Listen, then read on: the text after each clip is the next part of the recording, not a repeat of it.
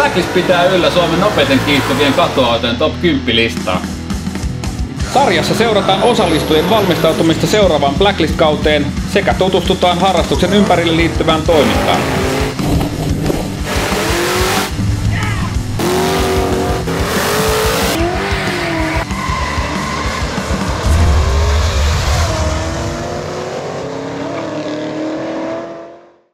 Mikä on Lahti Open?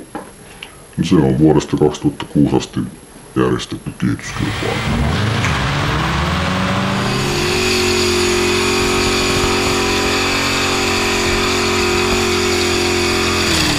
Kaikennäköisiä henkselipaukuttelijoita näkyy tuolla kylillä, mutta harva voi tituleeraa itsensä oikeasti Suomen autourheilijaksi ja päästä Formula 1 mestareiden kanssa samoille aukeamille.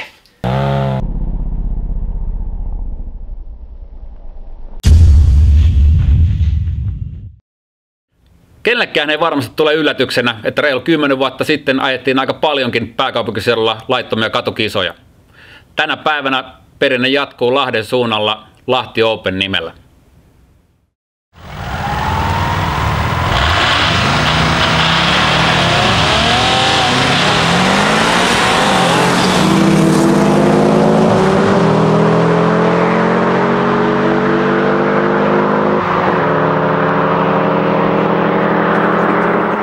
Mikä on Lahti Open? Se on vuodesta 2006 asti järjestetty kiitoskilpailu. Missä Lahti Open järjestetään? Syyriäisillä teillä, missä on sopiva suora, pääsee ajamaan.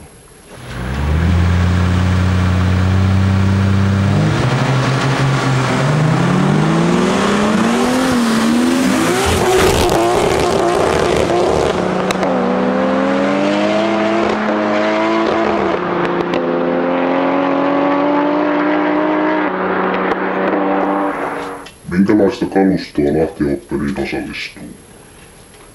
Kalusto on kirjavaa, että laidasta laitaan kaikenlaisia autoja.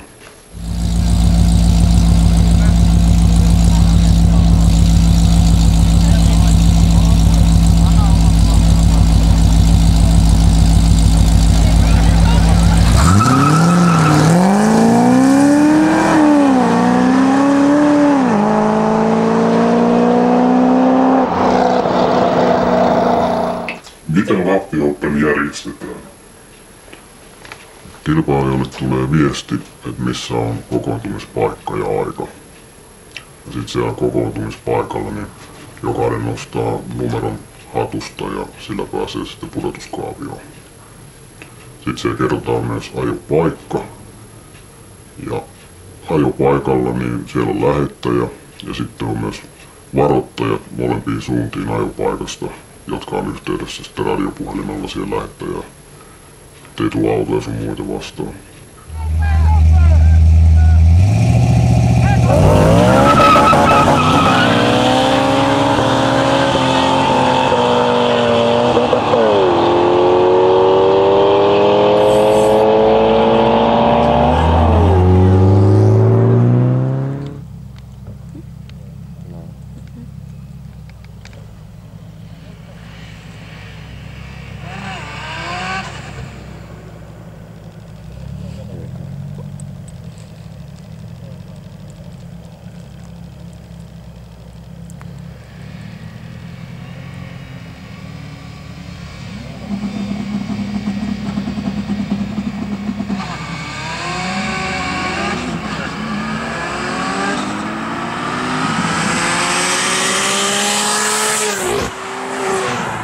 Kuka se on voittaja sitten viimeiseksi? No se on luonnollisesti se, joka kaaviossa parhaiten pärjää.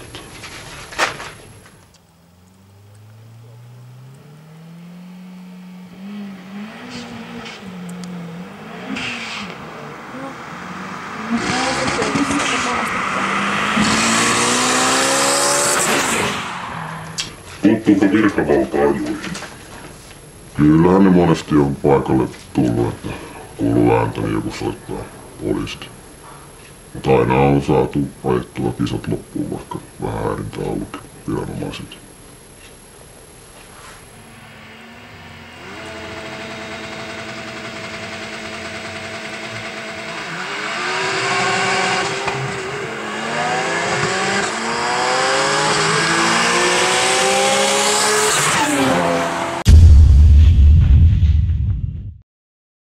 2016 Blacklist-kausi on saatu vihdoin päätökseen ja listakin päivittyy kauden aikana useaan otteeseen.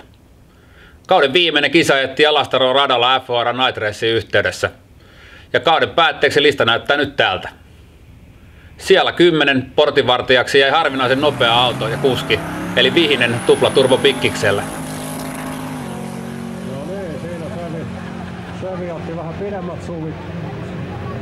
Siellä 9 on Gary Coast takala isolohko Valiantilla, jota myös mustakaapuksi kutsutaan.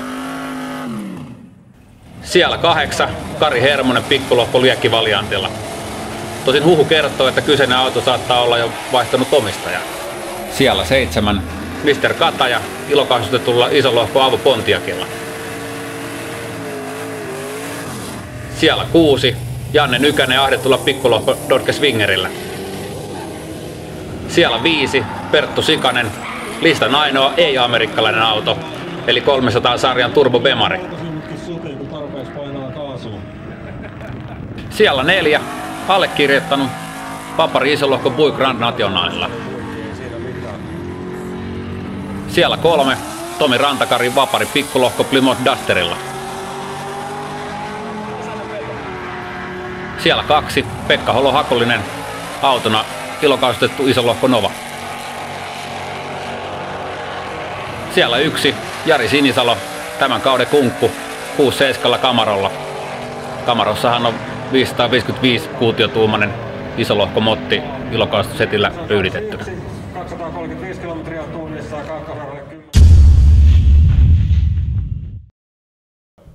Muista käydä tilaamassa Bomber Webshopista Blacklist-kannatustuotteita, teepaitaa, tarraa ja hupparia. Ja näiden tuotoilla rahoitetaan tätäkin sarjaa.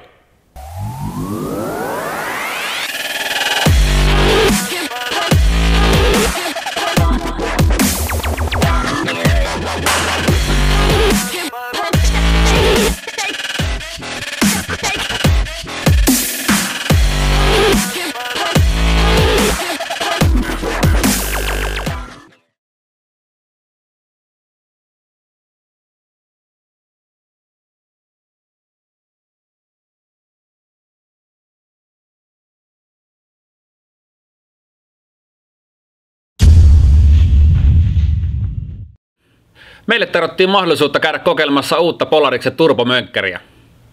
Laitehan on niin sanottu side-by-side mönkkäri, eli kaksipaikkainen ja hyvin pitkälti automainen laite. Laite on erittäin hieno ja arvokas peli ja sillä oli todella makeata vetää mönkkäripolkuja lappolattiassa. Ja pitihän sillä tietysti etsiä vähän rajojakin.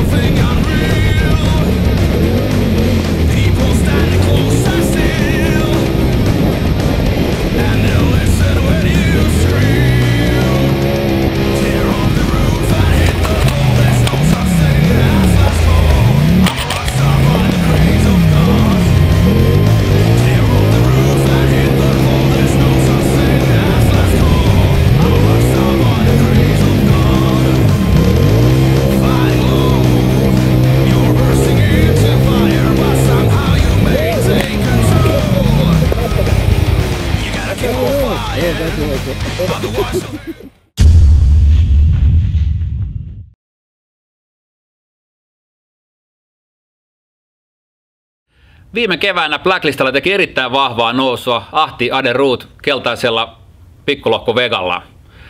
Valitettavasti Ade joutui vetäytymään listalta kodissa sattuneen vesivahinkojen takia, mutta mennään silti vilkaisemaan Ahdin tallia ja ehkä hän kertoo vähän lisää Vegasta.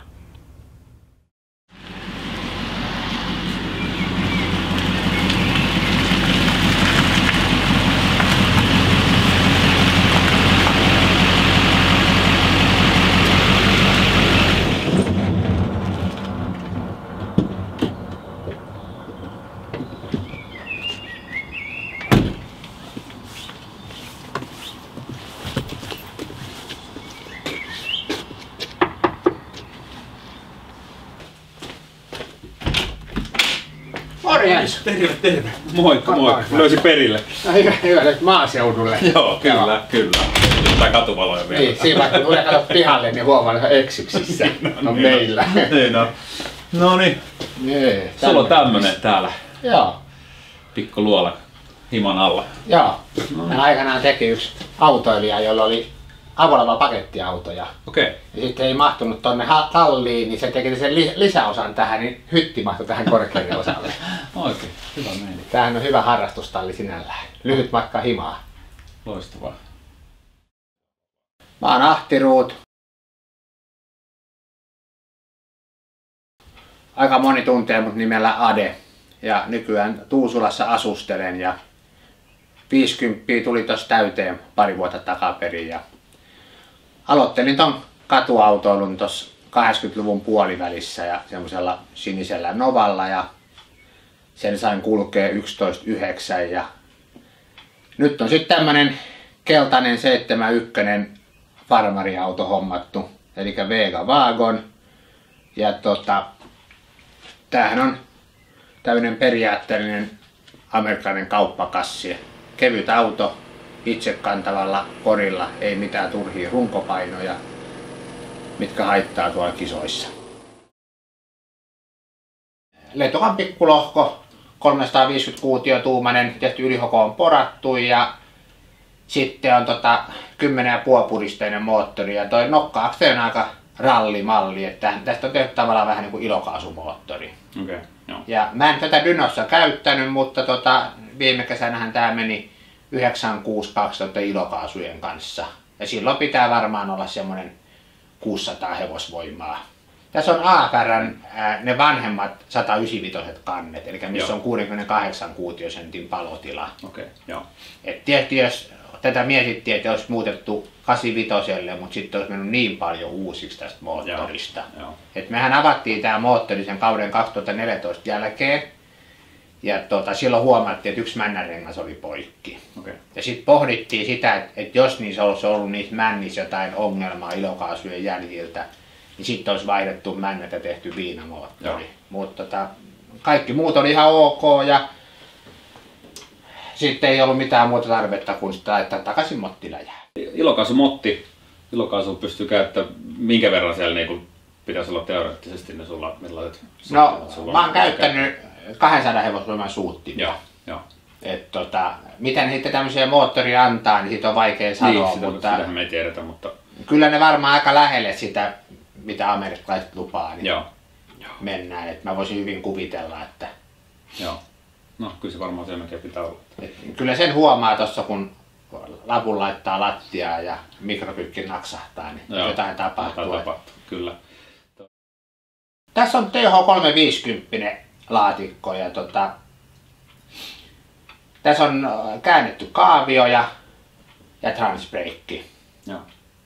Ja sitten on se on silleen vahvistettu, että sen pitäisi kestää tuommoinen vajaa 800 hevosvoimaa.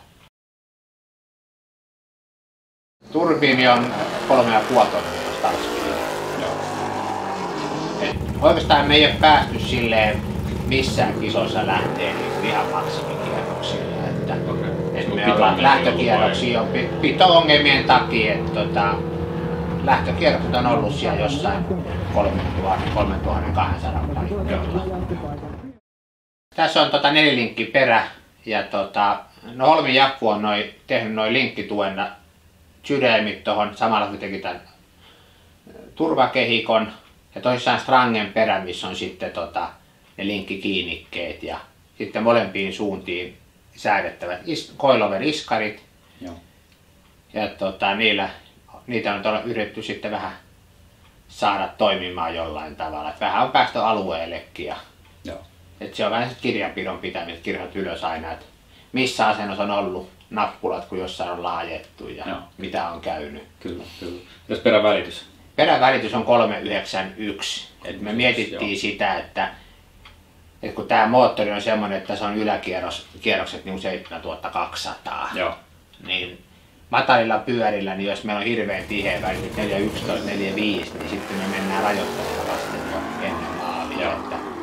Että nyt valo syttyy siellä, kun kaasuilla ajaa, niin suurin piirtein siellä maaliviivan kohdalla.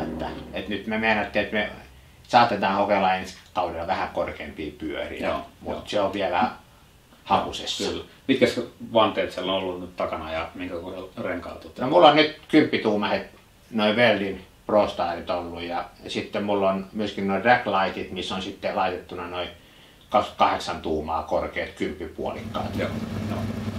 LHD. Missä nyt tuntuu olevan silleen pitoa, kun ollaan hyvällä radalla, mutta tietysti ne on lentokenttäradoilla niin iso se ongelma, että muun muassa Wundes huomaa, että ensinnäkin kun ne radat on karkeita ja ne kuluttaa tätä rengasta mielettömästi. Ja sitten se on vähän niin kuin turhaa yrittää raatia sitä rengasta lämpöiseksi, koska se vaan kuluu. Ja sitten se rata ei kuitenkaan pidä niin paljon. Sitten täytyy vaan lähtökierroksiin ottaa alaspäin tai unohtaa transbreakin käyttö, koska se transbreakin kun kytkeytyy, se lyö niin kovaa, että se pito karkaa saman tien.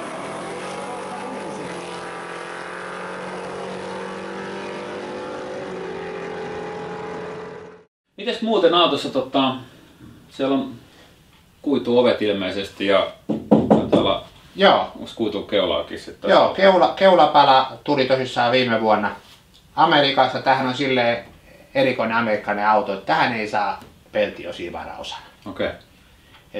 Näitä on tehty 2 miljoonaa, mutta kukaan ei tee uustuotantona peltiosia. Joo, no se on kyllä erikoista. Kuituosia saa ja sitten kun meillä niissä vuoden 2014 kuvissa näkyy hyvin, kun meillä puuttuu tuosta maskia alta alahiakkapelti. Joo. Ja sitten auto on sellainen, että se haukkoo kaiken ilman tuonne auton alle. Joo. Ja sitten mietittiin, että kuinka me saataisiin semmoinen osa, niin ei ollut muuta vaihtoehtoa kuin tilaa tämä keula. Okay. Ja keulan mukana tietysti tulee konepelti, mulla on vanha kuitupelti tuolla, mikä sopii kyllä peltilokkareiden kanssa. Okay. Ja sitten kun se lähti vähän lapasesti, niin sitten tilattiin nämä ovetkin. Okei. No mutta ei mitään kompromisseja. Joo. Se on ihan kilpurimeininki. Mutta vanhat peltiovet on talleen tuossa hyllyssä, että sillä tavalla voi vielä palauttaa, lokkaritkin on olemassa. Joo, kyllä. Tuosta sisusta voisi sanoa sen verran, että autossa on turvakehikko, 8 pisteen leimattu turvakehikko. Ja sitten on Jatsin kuppipenkit ja kojelauta on täytetty automeetterin luotettavilla mittareilla. Jarrut on vaihdettu kanssa, takana on isot rummut ja eteen on vaihdettu levyjarrut. Tehostinta autossa ei ole, mutta sitä löytyy jalasta sen verran tehostusta, että se riittää näihin maisemiin. Polttoainea autossa käytetään ihan kauppalaatuista bensiiniä, eli 98 on ajeltu ja takana on Jatsin turvatankki ja sitten Aeromotiven pumppu, joka syöttää polttoainetta eteen ja edessä on regulaattorit ja ilokaasulle on oma linjansa, että polttoainepaineet pysyy riittävän korkealla ja ettei tule mitään katastrofia. Ja autohan on tehty hauskanpitoa ja katuautoilu on hauskanpitoa parhaimmasta päästä.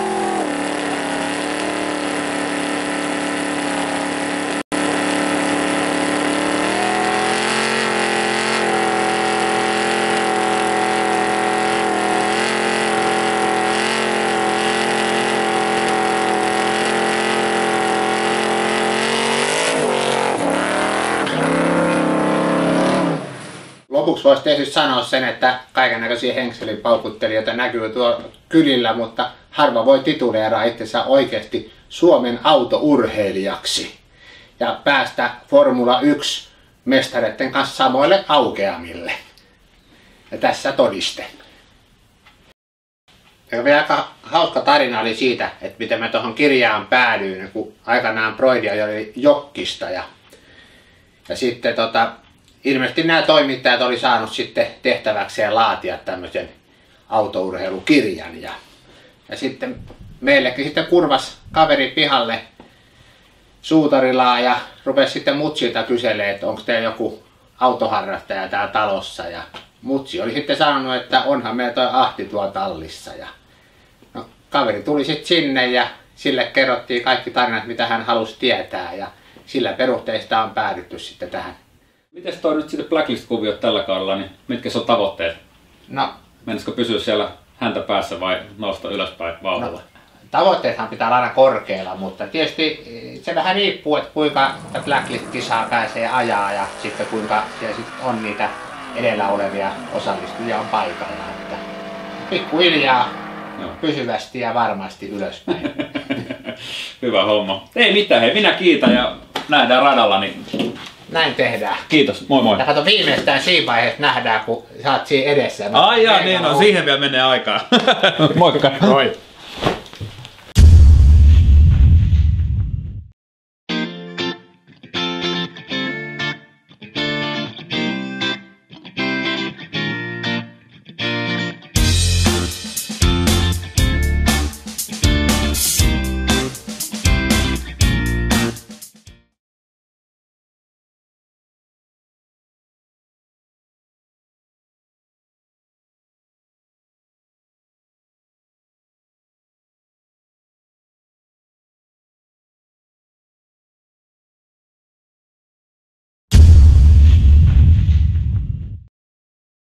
Ai miten Blacklist-alaiset juhlistaa ajokauden päätöstä? No, meillä on jo viimeiset 3 vuotta ollut tapana järjestää ajokauden päätösbileitä. Ensimmäiset 2 vuotta järjestettiin Golden Classic Cafessa, joka sijaitsi Helsingin Jätkäsaaressa. Paikan päällä oli helvetisti jengiä, hienoja autoja ja upeita prätkiä, sekä tietenkin kauniita Miss Bomber-tyttöjä.